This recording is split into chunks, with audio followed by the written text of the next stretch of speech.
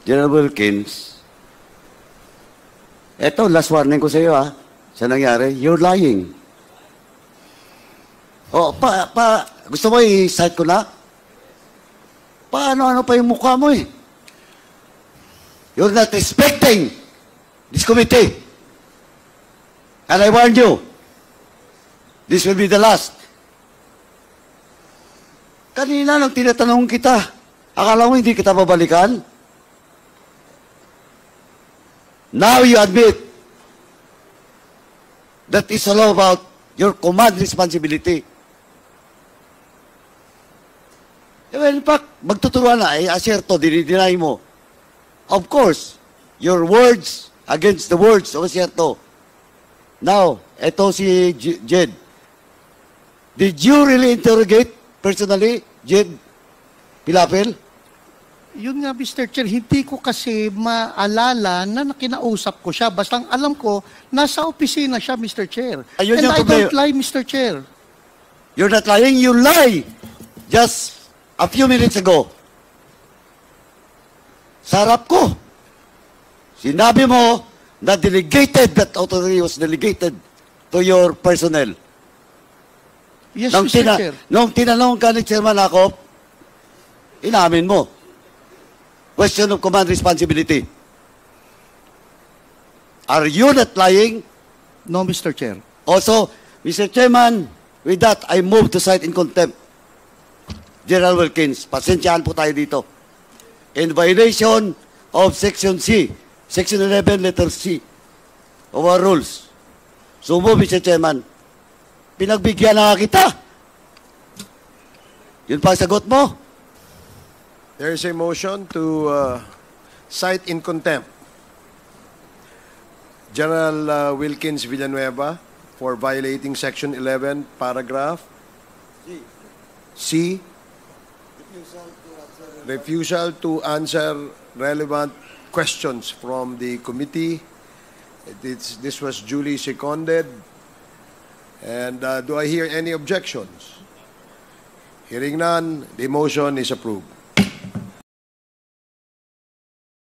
Sir Wilkins, doon sa narration ni Jed, tama po ba na nung, of course, again, you will not remember the exact date, but dito, tandaan ni Jane, nung January 4, 2005, inimbitahan niyo daw si Jane, si Jed, at saka sa opisina niyo.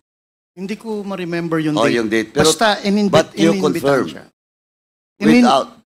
But you confirm. Na ininbitahan siya sa office. Yeah. I don't know the date, Mr. Chair. Okay. Now, second, is it correct na nag-sign siya ng waiver? I don't know, Mr. Chair. Why? Hindi para sa akin yung Mr. Chair. I have my investigator. No, but you're the head. Hindi na usually... Sir Wilkins, maglulukuhan ba tayo dito? No, Mr. Chair. Kasi sa akin, Mr. Chair. Project mo yun. Yes, Mr. Chair. Ngayon, kinuha niyo yung subject, yung supposedly suspect, without a warrant. Di ba tama? Without a warrant? The invitation? Yes, Mr. Chair. O now, para hindi kayo makasuhan, nag-waive siya. Pumirma ng waiver, tama? Hindi ko alam, Mr. Chair, kung nag-waiver siya because my investigator, sila yun, Mr. Chair eh. Usually, Mr. Chair, pag head ka ng office... Mr. Wilkins, ikaw yung head of office, napakalaking project, tapos hindi mo alam, tapos hinayaan mo yung mga tao mo na papirmahin yung subject or yung suspect for a waiver? Mr. Chair, as head of office, ang in charge dyan is investigator. I delegate the job sa investigator. Anyway, Mr. Chair, may lawyer sila, Mr. Chair eh. But in that case, Mr. Wilkins, are you not liable if ever there will be a violation of the rights of because you're just the head and there is an investigator? Ito, theoretical lang. Mr. Chair. Are you not liable? Theoretical hindi ko sinasabi na he has all the basis of his overclaim. Usually, Mr. Chair, sa... Hindi nga. At tinatanong ko, theoretical, hypothetical, theoretical, are you liable or not? No, Mr. Chair. Why? Dahil hindi naman... But you are the head of Yes, Mr. the office. Yes, If- Mr. Chair. If illegal activity or whatever violation of law under your office, as the head of office, you are liable, especially in this case. Especially in this case, this is a very big project of your office. Oh, si AC Mr. nandito. Ito, si AC, this is not, si AC, this is not the subject. Are you a lawyer, sir? Good afternoon, Mr. Chair, and to all the other members of the This is the subject for in your invitation, no? But tanongin na kita. In this case, ito, hypothetical lang.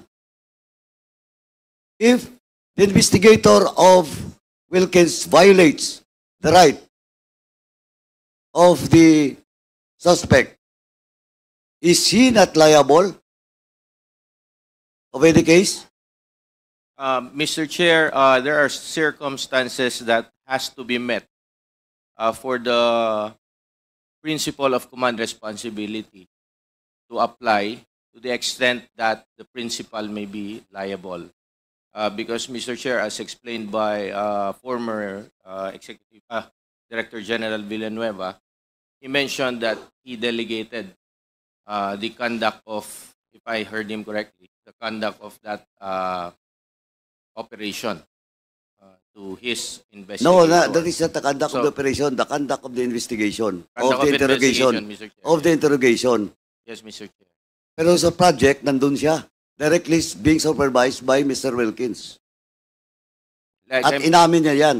Well, in fact, nagyabang pa siya dito. That is not a project of a Asierto, that is my project. And that's in record. Now, in that case, Attorney, yes, Mr. Chair. is he liable? Again, Mr. Chair, as I've mentioned nga po, there are circumstances that would qualify Corrupt po. Paduano, Ah. the indulgence na nilang attorney. Ang tanong natin is he liable on the basis of command responsibility?